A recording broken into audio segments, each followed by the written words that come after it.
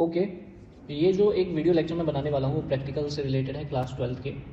तो क्लास 12 का जो प्रैक्टिकल होता है उसमें एक तो वॉल्यूमेट्रिक एनालिसिस आती है, ठीक है, एक आता है आपका फंक्शनल ग्रुप और एक आता है सॉल्ट एनालिसिस। सॉल्ट एनालिसिस का मतलब क्या होता है वो मैं आपको बताना चाहता हूँ कि मान लीजिए हमारे पास क्या होता है कि हमें प्रैक्टिकल में जो हम लोगों का बोर्ड प्रैक्टिकल होता है उसमें 3 दिए जाते हैं, 3 प्रैक्टिकल हमको करने होता है, ठीक है।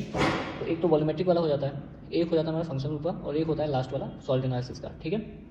तो ये जो सॉल्ट एनालिसिस होती है उसमें क्या होता है, तो जो ये सॉल्ट एनालिसिस होती है, सॉल्ट एनालिसिस में क्या होता है कि आपको एग्जामिनर या जो भी है XYZ वो आपको एक सॉल्ट देगा। सॉल्ट का मतलब होता है जो एसिड एंड बेस के रिएक्शन से बनते हैं उसको सॉल्ट बोलते हैं। तो एक कोई सॉल्ट दिया जाता है, उस सॉल्ट में आपको कैटाइन कौन सा है और एनाइन कौन सा है ये बताना पड़ता है केमिकल टेस्ट की हेल्प से। इसी को बोलते हैं सॉल्ट एनालिसिस, ठीक है। तो ये जो सॉल्ट एनालिसिस होता है इसका मतलब होता है कि किसी भी सॉल्ट में कैटाइन और एनाइन को डिटेक्ट करना, वो हमको पता करना पड़ेगा, ठीक है। इसमें क्या होता है कि जो कैटाइंस होते हैं उनको हम लोग क्या बोलते हैं, बेसिक रेडिकल्स। कैटाइंस को बेसिक रेडिकल बोलते हैं जबकि एनाइंस को हम लोग बोलते हैं एसिड रेडिकल्स, ठीक है। तो इनको कैटाइन एनाइन ना बोल के स्पेसिफिकली क्या बोला जाता है, cation acid radical and basic radicals, ठीक है। उसके बाद में अगर बात करेंगे कि ऐसे तो बहुत सारे कैटाइन, केमिस्ट्री में बहुत सारे कैटाइंस और केनाइंस होते हैं, तो हमको क्या किया गया है कि एक्चुअली इन सभी कैटाइन और एनाइन को ग्रुप्स में रखा जाता है, ठीक है। एनाइन के ग्रुप अलग होते हैं, कैटाइन के ग्रुप अलग होते हैं। इन सबके ग्रुप के कुछ केमिकल्स होते हैं कि भाई इस केमिकल की हेल्प से इस ग्रुप के सारे ही कैटाइन या एनाइन को डिटेक्ट कर सकते हैं, ठीक है। एग्जाम्पल हम ले रहे हैं, सबसे पहले हम आप लोगों को बताने जा रहे हैं कैटाइंस के क्लासिफिकेशन, यानी कि कैटाइन जितने भी होते हैं XYZ, zinc, magnesium, aluminium, lead, ammonium, इन सबको अलग अलग ग्रुप में रखा गया है, ठीक है। सबसे पहला जो ग्रुप होता है जीरो ग्रुप, ठीक है। कैटाइंस को क्लासीफाई करने में सबसे पहला ग्रुप होता है जीरो ग्रुप। जीरो ग्रुप क्या होता है, जीरो ग्रुप में हमारा सिर्फ एक ही कैटाइन रखा गया है जिसको बोलते हैं अमोनियम कैटाइन, ठीक है। तो अमोनियम ग्रुप का जो जीरो ग्रुप का कैटाइन होता है वो अमोनियम होता है, ठीक, अमोनियम कैटाइन। अब बात यह है कि अगर हमारे सॉल्ट में मान लो अमोनियम है, पता नहीं क्या होगा, तो हम क्या करेंगे, सबसे पहले कैटाइन या एनाइन को डिटेक्ट करने के लिए सबसे पहले हम पहले वाले ग्रुप से चलेंगे। अगर पहला वाला ग्रुप नहीं हुआ फिर सेकंड ग्रुप पे आएंगे, फिर सेकंड ग्रुप अगर नहीं हुआ तो थर्ड ग्रुप पे आएंगे, ये भी नहीं हुआ फिर इस पे आएंगे और ये भी नहीं हुआ फिर इस पे आएंगे, ठीक है। सीक्वेंस वाइज चलते हैं तभी तो पता चलेगा। मान लो कि हमने सॉल्ट के साथ रिएक्शन कराई और फर्स्ट वाला ही निकल आया, तो फिर हमें आगे और रिएक्शन कराने की जरूरत नहीं है। अब हमने मान लो कि सॉल्ट की रिएक्शन कराई लेकिन ये वाला ग्रुप का कुछ मेंबर नहीं आया, रिएक्शन हुई नहीं, तो हम क्या करेंगे, दोबारा देखेंगे कि भाई फर्स्ट ग्रुप का कोई मेंबर तो प्रेजेंट नहीं है, ठीक है। उसके बाद फर्स्ट ग्रुप का भी नहीं निकला तो फिर हम देखेंगे सेकेंड ग्रुप का तो नहीं है, ठीक है। तो करना क्या होता है कि आपको अपने सॉल्ट में सबसे पहले NaOH ऐड करना पड़ता है। अमोनियम कैटाइन को डिटेक्ट करने के लिए सबसे पहले आप अपने टेस्ट ट्यूब में सॉल्ट लेंगे, प्लस उसमें अमोनियम कैटाइन डिटेक्ट करने के लिए क्या लिया जाता है, इसको बोलते हैं ग्रुप रिजेंट। तो हर एक ग्रुप का ग्रुप रिजेंट होता है, जैसे जीरो ग्रुप का ग्रुप रिजेंट होता है NaOH। तो जब हम किसी सॉल्ट में NaOH डाल दें और NaOH डालने पे अगर अमोनिया की तरह स्मेल आने लगे तो इससे ये आइडिया हो जाता है कि इस वाले सॉल्ट में अमोनियम कैटाइन हो सकता है, ठीक है। अमोनियम कैटाइन होने की पॉसिबिलिटी होती है। इसको कंफर्म करने के लिए एक कंफर्मेटरी टेस्ट भी करना होता है हमको। कंफर्मेटरी टेस्ट हम लोग क्या करते हैं कि अमोनियम को डिटेक्ट करने के लिए HCl की डिप्ड रॉड को अमोनिया की टेस्ट ट्यूब के पास ले जाते हैं, अमोनियम कैटाइन की टेस्ट ट्यूब के पास ले जाते हैं, तो वो डेंस फ्यूम में कन्वर्ट हो जाता है। इससे ये पता चल जाएगा कि आपका zero group ammonium cation present है, ठीक है।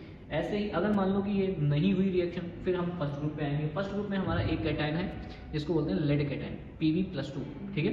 तो जीरो ग्रुप में एक कैटाइन रखा गया, फर्स्ट ग्रुप में भी एक कैटाइन रखा गया Pb+2।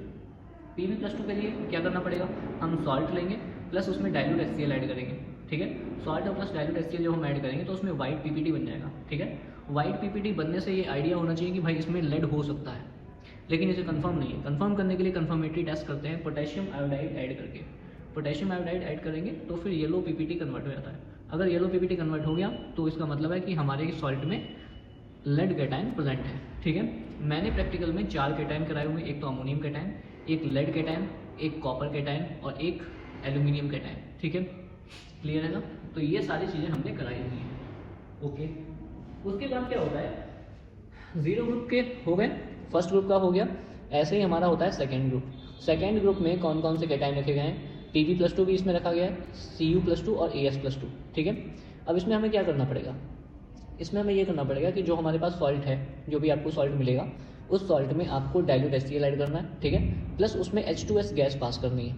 तो जब डाइल्यूट HCl और H2S गैस पास करोगे तो आपके पास टेस्ट ट्यूब में कुछ चीज़ें बनेंगी, जैसे हो सकता है ब्लैक पीपीटी बन जाए, हो सकता है ब्लैक पीपीटी बन जाए, और हो सकता है येलो पीपीटी बन जाए। ये येलो पीपीटी होता है arsenic sulphide, lead sulphide, copper sulphide, arsenic sulphide.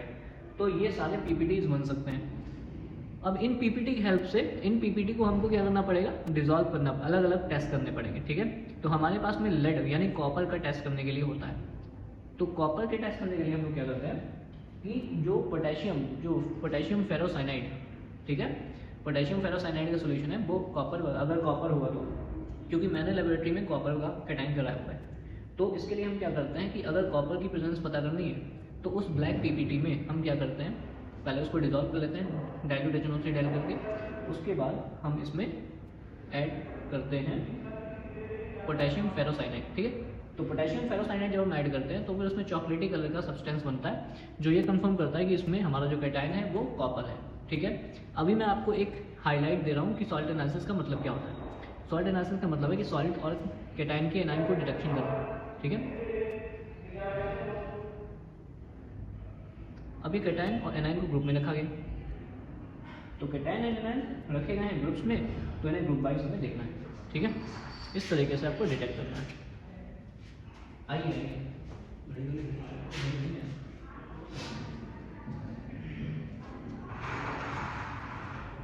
ठीक है, तो ये हो गया सेकेंड ग्रुप का। ऐसे ही थर्ड ग्रुप होता है हमारा। अगर हमारा जीरो ग्रुप का मेंबर नहीं निकला फिर हम सेकेंड पे आएंगे, फर्स्ट ग्रुप पे आएंगे, मतलब फर्स्ट ग्रुप का कोई मेंबर नहीं निकला तो सेकेंड ग्रुप पे आएंगे।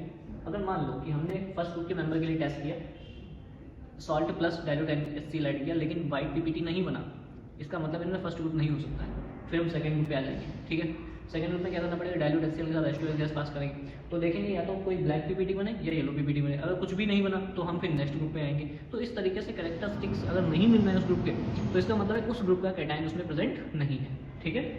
ऐसे ही थर्ड ग्रुप पे आएंगे। थर्ड ग्रुप में होते हैं आयरन प्लस एल्यूमिनियम, दो रखे गए हैं। अब क्या होता है कि अगर हम इसमें अमोनियम हाइड्रोक्साइड, ठीक है, इसके लिए क्या करना पड़ेगा, आपके सॉल्ट में ammonium chloride plus ammonium hydroxide add करेंगे, ठीक है। तो जब अमोनियम क्लोराइड और अमोनियम हाइड्रोक्साइड ऐड करते हैं उसके बाद टेस्ट ट्यूब को बॉईल करते हैं, उस सॉल्ट को मिक्स करने के बाद बॉईल करते हैं, और बॉईल करने के बाद अगर जिलेटिनस पीपीटी बन जाता है, ठीक है, तो मैंने क्योंकि एल्यूमिनियम का कैटाइन कराया हुआ है, तो अगर जिलेटिनस पीपीटी बन जाता है टेस्ट ट्यूब में, जिलेटिन की तरह ट्रांसपेरेंट पीपीटी अगर बन जाता है, तो ये प्रेजेंस को बताता है एल्यूमिनियम की, ठीक है। और इसमें अगर हम ब्लू लिटमस सॉल्यूशन ऐड करते हैं, ब्लू लिटमस सॉल्यूशन अगर ऐड करते हैं तो ऊपर सरफेस पे ब्लू पीपीटी बन जाता है, ब्लू पीपीटी गैदर हो जाता है, जिसको बोलते हैं ब्लू लेक टेस्ट, ठीक है। ये अमोनियम एल्यूमिनियम हाइड्रोक्साइड होता है, तो ब्लू लेक टेस्ट किया जाता है एल्यूमिनियम के लिए, ठीक है। उसके बाद अगर थर्ड ग्रुप का कोई मेंबर नहीं मिलता है फिर हम फोर्थ ग्रुप पे जाएंगे, और एक और आगे भी मेंबर होता है, ग्रुप होता है, जिसको हम लोग बोलते हैं सोडियम एंड मैग्नीशियम वगैरह ग्रुप होते हैं उसमें।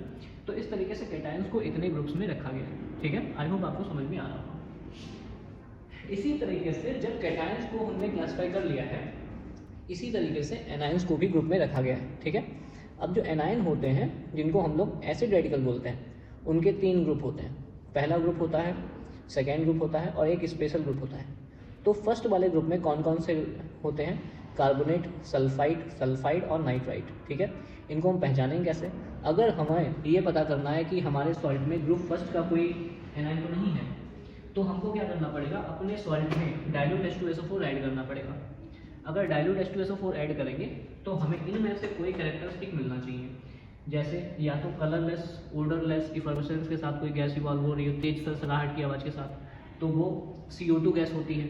और CO2 गैस ये बताती है कि इस वाले सॉल्ट में कार्बोनेट हो सकता है। अगर ये नहीं है तो ये होना चाहिए, colourless gas, sulphur burning smell आनी चाहिए, तो ये कैरेक्टरिस्टिक मिलना चाहिए, तो वो सल्फाइड हो सकता है। अगर ये भी नहीं आ रहा है तो हो सकता है सल्फाइड की तरह, जिसमें कि रॉटन एग लाइक स्मेल आती है।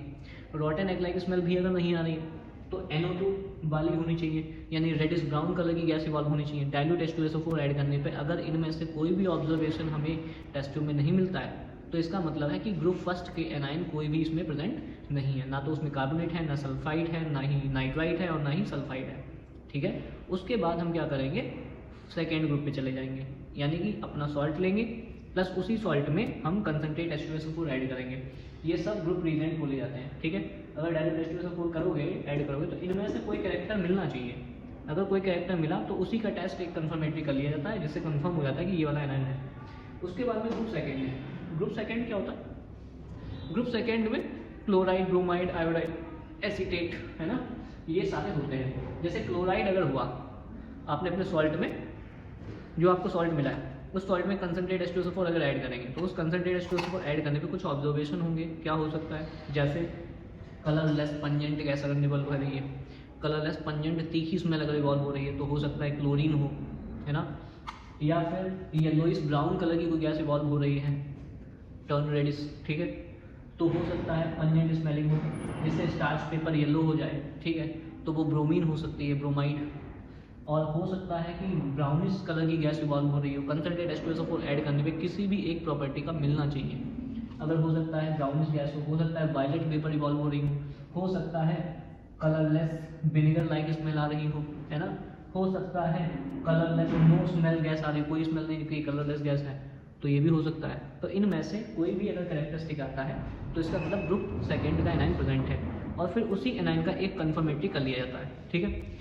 अगर मान लो कि इस वाले ग्रुप का कोई कैरेक्टर नहीं मिला तो इस पे जाएंगे, इस पे भी कोई कैरेक्टर नहीं मिला फिर इस पे जाएंगे, ठीक है। तो हमें क्या करना है अब नेक्स्ट, तो इसमें क्या होता है कि जो सल्फेट है, हमने क्योंकि लैब में 4 एनाइन कराए हुए हैं, कार्बोनेट, क्लोराइड, एसीटेट और सल्फेट, और मैंने लैब में 4 ही एनाइन कैटाइन भी कराए हुए हैं, अमोनियम, एल्यूमिनियम, लेड और कॉपर, ठीक है, ये सारे कैटाइंस कराए हुए हैं। तो इन सब की वीडियोज़ मैं आपको 1 by 1 प्रोवाइड कर दूंगा। तो यहाँ पे सल्फेट को डिटेक्ट करने क्या होता है कि आपके अपने सॉल्ट में जो आपको सॉल्ट मिला है, जब फर्स्ट और सेकंड ग्रुप एब्सेंट होगा उसके बाद थर्ड पे जाओगे तो क्या करना पड़ेगा, अपने सॉल्ट में आपको BaCl2 ऐड करना पड़ेगा।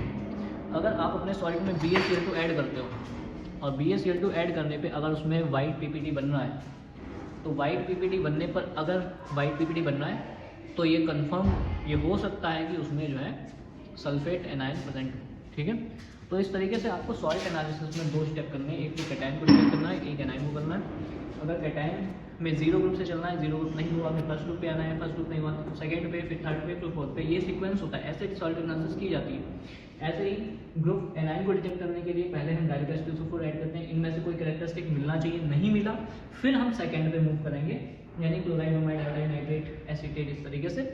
अगर नहीं मिला फिर हम स्पेशल ग्रुप पे जाएंगे, तो इनमें से कोई ना कोई एक ग्रुप का हमें एनाइन या कैटाइन मिल जाएगा, यही हमारा सॉल्ट एनालिसिस बोला जाता है, ठीक है। तो इस तरीके से सॉल्ट एनालिसिस जो है किसी भी सॉल्ट में किया जाता है, ठीक है।